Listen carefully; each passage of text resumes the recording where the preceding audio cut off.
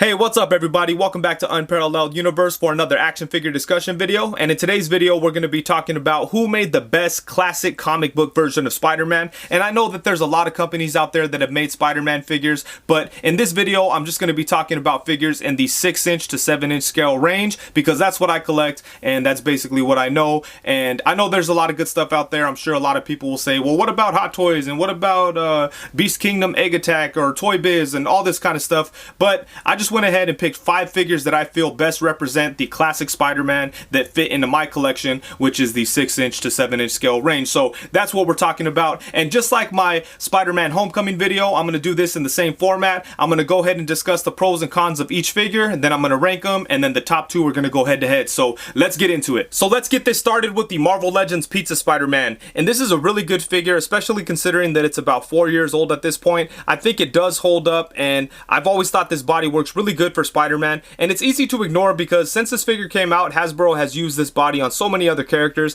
and it doesn't always work, but I feel like it works really good for Spider-Man. It has a lot of great articulation. You could definitely get him into a bunch of really nice poses with it.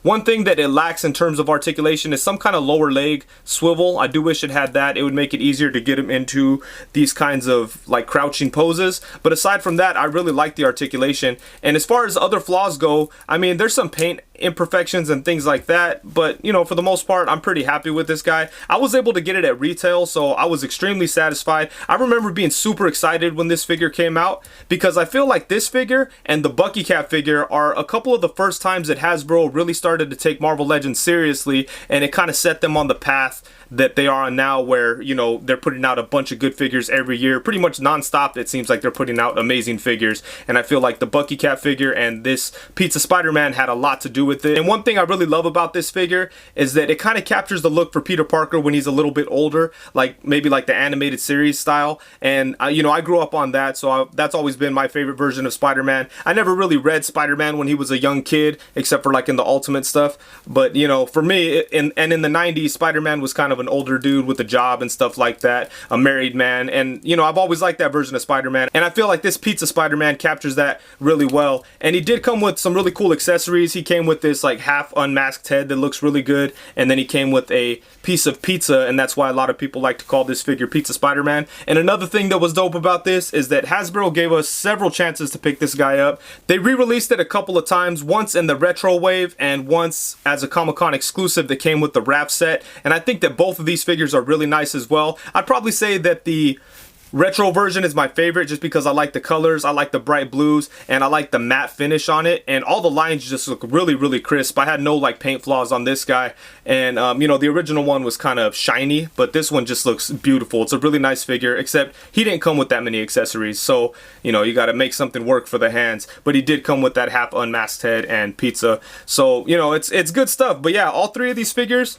are really cool, and I just kind of want to lump them into one because there's not any huge differences, obviously. I like how this one's kind of inspired by the McFarlane type of look for Spider-Man, whatever you want to call it. But yeah, the Pizza Spider-Man is an amazing figure, and in my opinion, one of the most important Marvel Legends in recent years. And next up, we have the Marvel Select Spectacular Spider-Man, and I'll be completely honest with you, I didn't love this figure right out of the packaging. I was a little disappointed with his articulation, but then I made some modifications, and then I became very happy with it. And what I did was I had to pop open the torso because there was barely any torso movement, so I popped it open and then I cut away at a little channel right here. I made like a little path so that the peg could travel in there, and then you would get decent ab crunch. And I made a little video describing exactly what I did so people could copy that if they want. But yeah, once I did that, I fell in love with this figure, and it's been one of my favorite Spider-Man figures ever since. I know it's kind of cheating because I had to modify it a little bit to even include him on this list, but you know, it's one of my favorites, so I didn't want to leave him out. And he's just a really nice figure. I like the sculpting work. All the web lines are sculpted. They look great. I love the colors on him. I love the bright, vibrant blues that he has. And yeah, he's just a nice figure. And I know that he has a lot of flaws. You know, his legs are pretty long, but it's a good figure. You could get him into a lot of nice poses. And aside from that, he had some pretty unique accessories. He did have an unmasked Peter Parker head, which is really nice.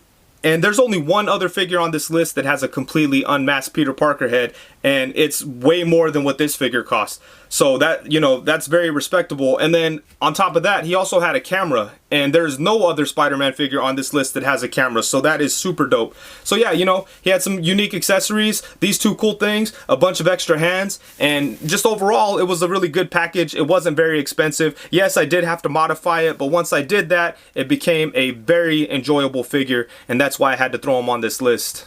And next up, we have the Mezco 112 Collective Classic Spider-Man. And this figure is probably the most unique on this list because it's the only one that has soft goods. That's the typical Mezco style. And I was a little skeptical when I saw the promo images. I wasn't really sure how the soft goods were going to come out. And it turns out they're pretty good, but it's kind of a gift and a curse because all the blue parts are pretty nice, but they really didn't come up with a good way to do the red stuff. And it's like this weird plastic overlay, and it just really hasn't held up. It looks darker than it did when I first got it, or at least it feels that way. And also, it just started to crack in the center there. I've tried to repair it, and with very little success.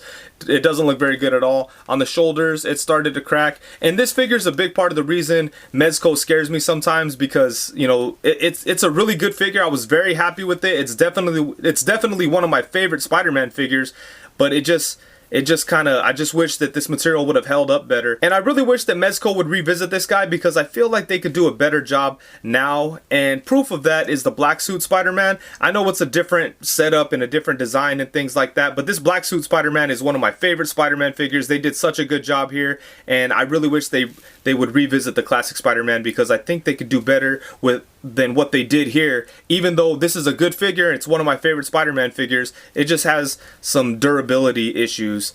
And that's pretty much the only cons with it. Other than that, it's a nice figure with really good accessories. It has the typical Spider-Man stuff. I wish he came with an unmasked Peter Parker head, but he didn't. But I do like the fact that he came with two different style masks. One that's kind of a Ditko inspired mask, and then just like your classic Spider-Man. So it's definitely a good figure with great articulation, and the soft goods don't really get in the way of the articulation, so that's really nice too. My only problem with it is the fact that this material really didn't hold up over time.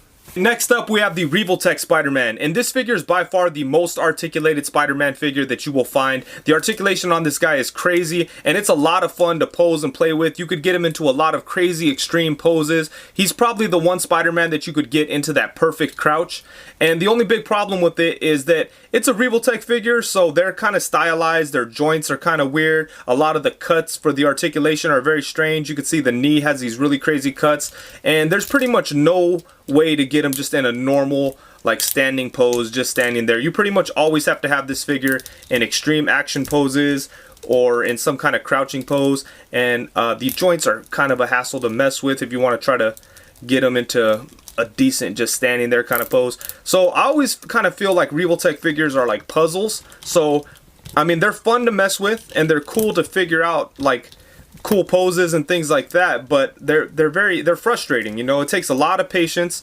and it's a lot of work to get it into like a decent standing pose. You know, that's the best I could do right there. But yeah, that's you know, it's kind of frustrating because it's such an amazing figure, but it's only an amazing figure when you have it in those crazy poses. And like I said, that might be something that you're looking for in a Spider-Man figure, but for me, I like the perfect marriage of articulation and sculpt, and some of the other figures on the list definitely do that better. But as far as straight up articulation, no one is beating this guy. He also came with a lot of really nice accessories. I love the hands, actually. Check out the hands on this figure. They look amazing. They look really, really cool. I wish all the Spider-Man figures came with hands just like that. But yeah, like I said, Revotech is something that you need to really be aware of what you're getting into when you buy them. But once you have them and you know, take some time with it and learn it, it could definitely pay off and could be an enjoyable figure. It's just kind of hard to get good photos out of this guy because those joints are so crazy. Yeah, I don't know. I've seen some of the best photographers out there take pictures of this guy, and it just never looks that good to me because the joints are just too crazy.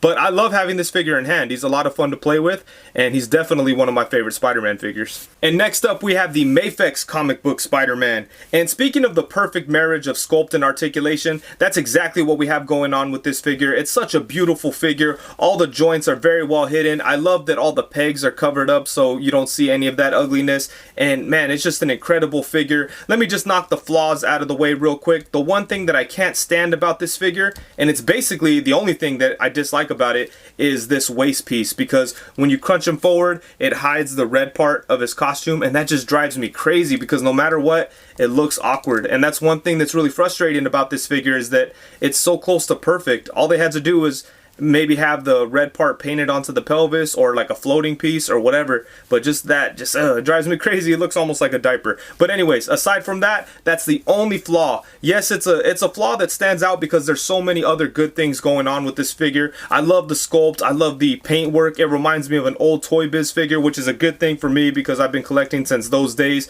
So getting a figure with like a modern technology but feels old school just really appeals to me. And I love all the accessories that he comes with. He's the other figure that I mentioned that comes with an unmasked Peter Parker head, so that's awesome. And he also comes with multiple masked heads, so you could represent a couple of different artist looks with this figure, so that's really incredible too. And yeah, this is just such an amazing figure. I love this thing so much. Some people were not fond of the blue that they use, but I've always been okay with it. The only problem I have with it is that pelvis area, and aside from that, he's a near perfect figure, so it was pretty much a no-brainer that he would end up somewhere on this list. So if I had to rank these figures, starting with my least favorite, at the number 5 spot, I would have the Mezco 112 collective version. It's a really nice figure that's unique with some really good accessories and articulation, but the fact that his material wasn't durable and it started to crack very quickly really brought this figure down. He could have been probably number 1 on my list if that material was durable and if the colors were a little bit brighter, because as is, it's a really good figure, but it just has those flaws that are just impossible to ignore, and he's expensive, so my overall enjoyment was kind of decreased because it was an expensive figure. I was like in love with it. It was probably my favorite Spider-Man figure when I opened it. Then 2 weeks later, it started to crack, and you know, it just was really disappointing, and that's why I couldn't really put him anywhere higher than number 5 on this list. And I do think that Mezco is capable of making a really nice classic Spider-Man because they've already made a really cool black suit Spider-Man, and if I was talking about my overall favorite Spider-Man figures, that Mezco black suit Spider-Man would be somewhere near the top because I think that's a perfect version of that character. But as far as the classic version, Mezco kind of dropped the ball. I think they could do better, so hopefully they revisit it. And then at the number 4 spot, I have the Marvel Select Spectacular Spider-Man, and that's just a really nice figure, especially for the price. It's under $30. It comes with a lot of really cool accessories, and it has some really nice articulation. Not all the articulation was perfect right out of the box, so I did have to modify it. It's kind of cheating a little bit, but if there was something I could do to modify the Mezco Spider-Man to fix that material, I would have done it, and he, you know, then he wouldn't have got beat by the Diamond Select version. But as is, I got more enjoyment out of the Diamond Select version, and that's why he's at number 4. And just in general, I think that he's a really slept on figure. If you're a big Spider-Man fan, I suggest you pick that guy up because it's inexpensive and it's a good figure, and it's a great figure when you make some small modifications. And then at the number 3 spot, I have the Revotech Spider-Man, and as I mentioned before, it's the most articulated Spider-Man figure out there. It's a lot of fun to mess around with and to try to figure out good ways to get him into awesome poses, but for me, the sculpt is just a little too broken up. He was almost gonna make it into the top 2, but I just couldn't do it because I'm just not a huge fan of the way the sculpt is broken up. But in general, it's an amazing figure, and I'm very happy to have him. That's why he's at number 3. And coming in as the 2 finalists, we have the Marvel Legends Pizza Spider-Man and the Mafex Spider-Man. And both of these figures are very well done. I feel like both companies did a really great job of giving us classic versions of Spider-Man, and both of these figures actually have advantages over each other. I'd say that the articulation, the sculpt, and the accessories are much better on the Mafex version, but I will say that I like the colors more on the Hasbro Marvel Legends version, and he's much more affordable. Even though the secondary market prices of this figure have remained pretty high, Hasbro has re-released them in several forms, so if you want a Spider-Man on this body, Hasbro's made it kind of easy for you. So it's a little bit easier and a little bit less expensive to get some version of Pizza Spider-Man than it is to get the Mafex Spider-Man, because he is an import. He retails for close to $80 or something like that, and you know, he's expensive, but he's a really nice figure. And I will say that neither one of these figures is perfect. They could both be improved upon, and I mean, I really feel like either one of these companies could actually give us a perfect version of Spider-Man. Mafex just really has to tweak this figure just a little bit, and then we're good to go. All they have to do is kind of fix the pelvis, maybe adjust the colors, and then he would be the undisputed king of the comic book Spider-Mans. And as far as the Marvel Legends version goes, I feel if Hasbro gave us a Spider-Man figure that had the amount of articulation as the Red Ranger from the recently released Lightning collection, then I feel like they could give us a perfect Spider-Man too, and then maybe give the hypothetical Mafex Perfect Spider-Man a run for its money, much like it did in this case. But in the end, the current king of the comic book version of Spider-Man would have to be Mafex. They did an incredible job on this guy, and as I said, he's not perfect, but he's the closest one to perfect,